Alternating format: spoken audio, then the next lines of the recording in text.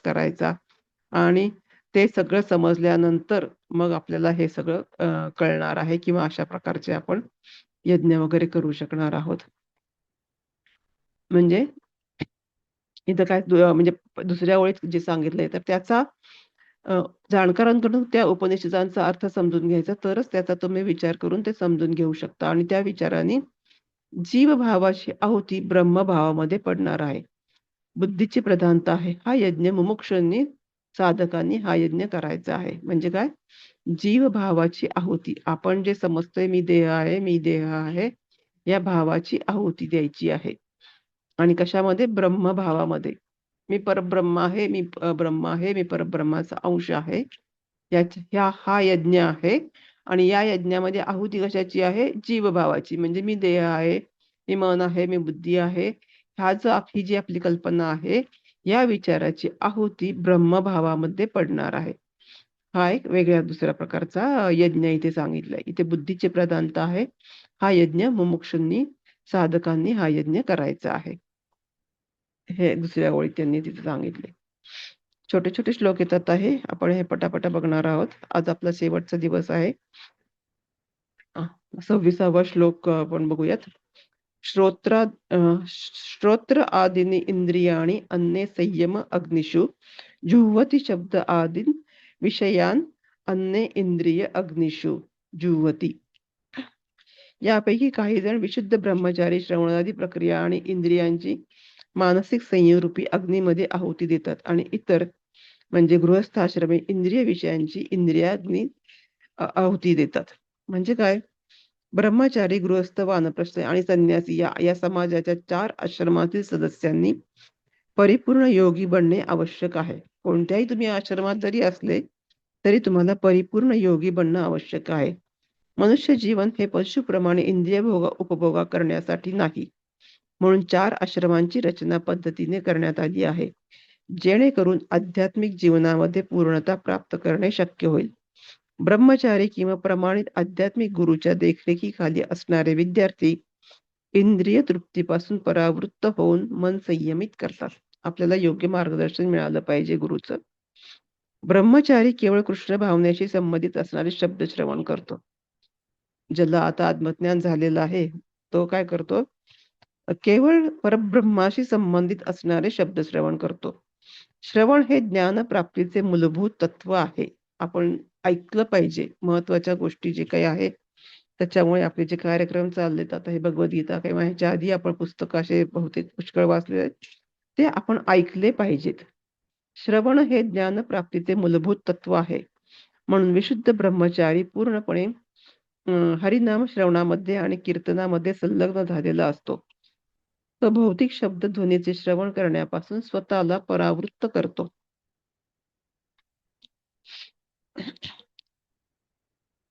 दिव्य शब्द ध्वनीचे श्रवण करण्यात मग्न होतो. त्याचप्रमाणे मर्यादित आणि नियंत्रित इंद्रिय तृप्ती करण्याची मुभा असणारा गृहस्थ अशी कृत्ये प्रयासाने संयमित करतात.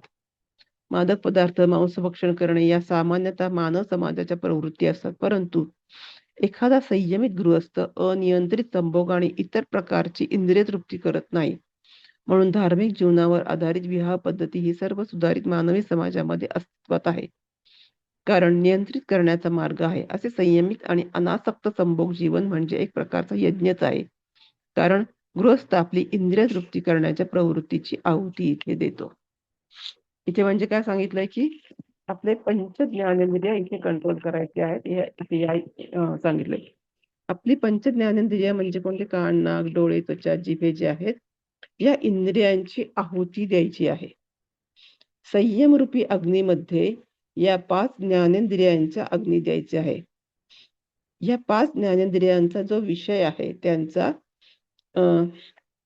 आणि ज्ञानेंद्रियांचा संयोग होऊ द्यायचा नाहीये. म्हणजे प्रत्येक ज्या ज्ञानेंद्रियाचं प्रत्येक जे काम आहे त्याचा आणि ज्ञानेंद्रियाचा संयोग होऊ द्यायचा नाहीये. म्हणजे इंद्रियांवर संयम आला पाहिजे.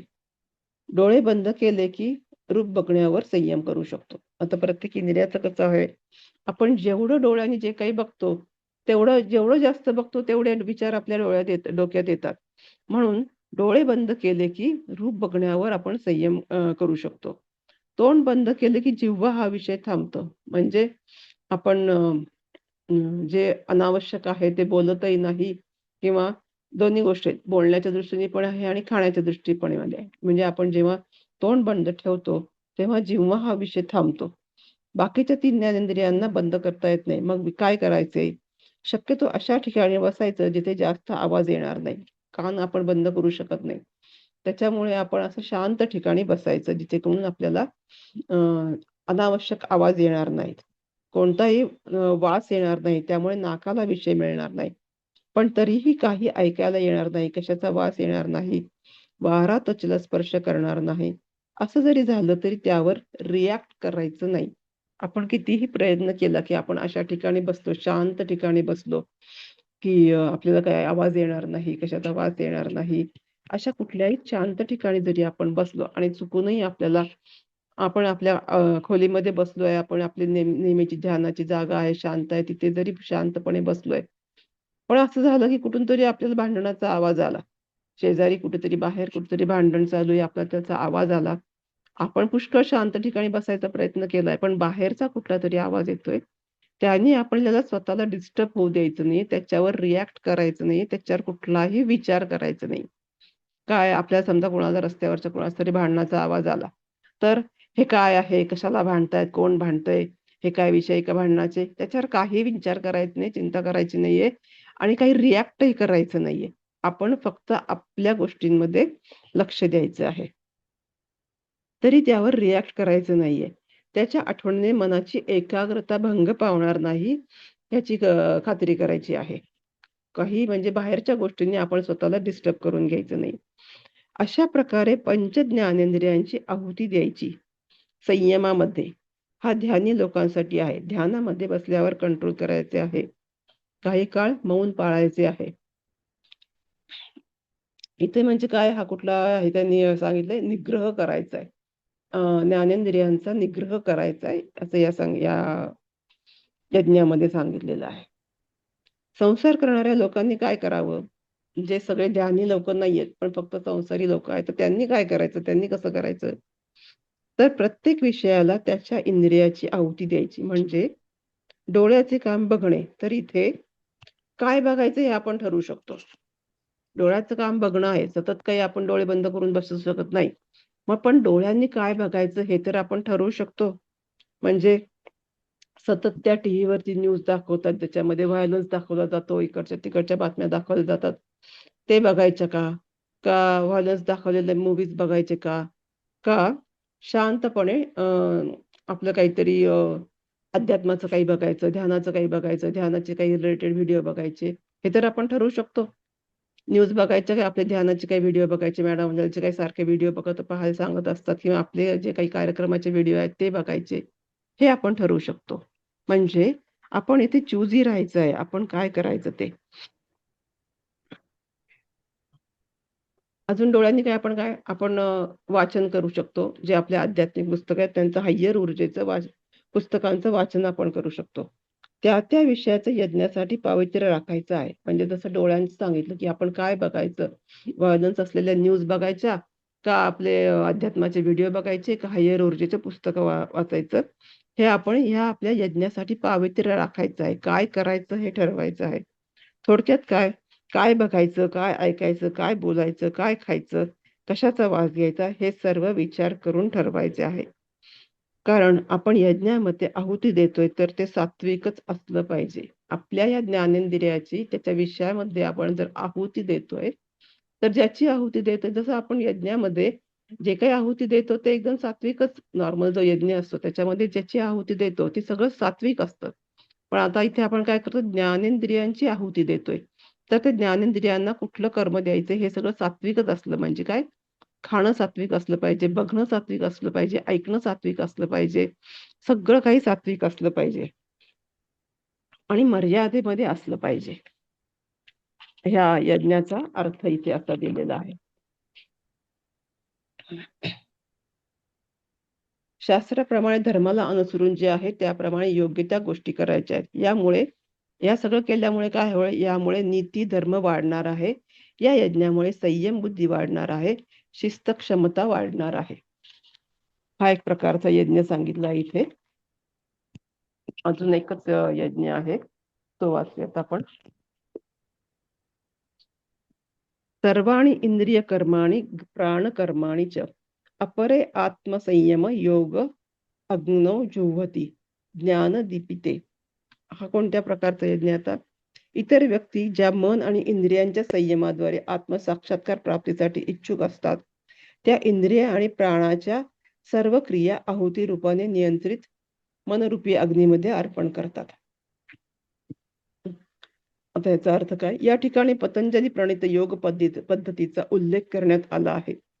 पतंजलींच्या योगसूत्रामध्ये आत्म्याला प्रत्येक आत्मा आणि पराग आत्मा म्हणून संबोधण्यात आले आहे. इथे प्राणायामाचं महत्व या श्लोकामध्ये त्यांनी सांगितलं आहे. जोपर्यंत आत्म इंद्रिय उपभोगामध्ये आसक्त आहे तोपर्यंत त्याला पराग आत्मा म्हणतात. जोपर्यंत सगळ्या या भौतिक गोष्टींची आसक्ती आपल्याला आहे तोपर्यंत ह्याला काय म्हणतात? पराग आत्मा. पण जेव्हा आत्मा अशा इंद्रिय उपभोगापासून अनासक्त होतो तेव्हा त्याला प्रत्येक आत्मा म्हटले आहे. शरीरामध्ये आत्मा हा 10 प्रकारच्या वायूंमध्ये वावरत असतो. आता हे आपण शिकलेलो आहे शिवसुहृदय शास्त्रामध्ये. शरीरामध्ये आत्मा हा 10 प्रकारच्या वायूंमध्ये वावरत असतो आणि याचा प्रत्यय श्वसन प्रक्रियेद्वारा येतो.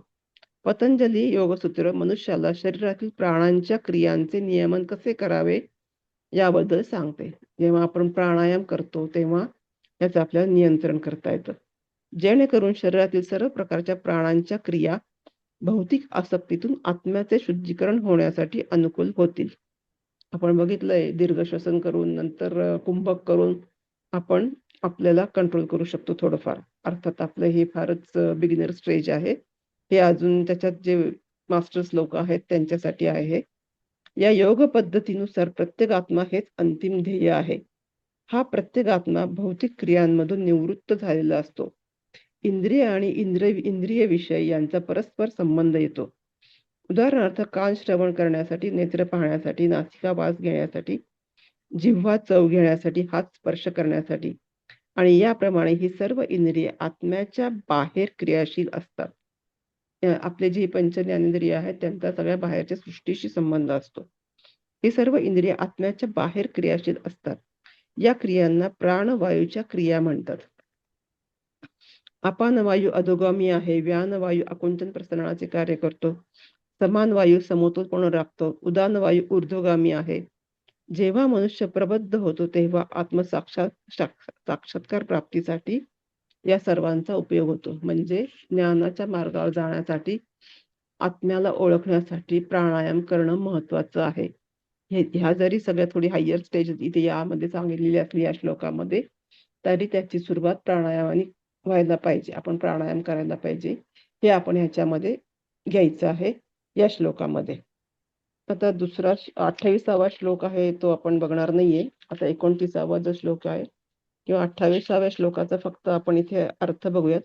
द्रव्य यज्ञाः तपयज्ञाः योग यज्ञाः अष्टांग योग यथा तथा अपरे स्वाध्याय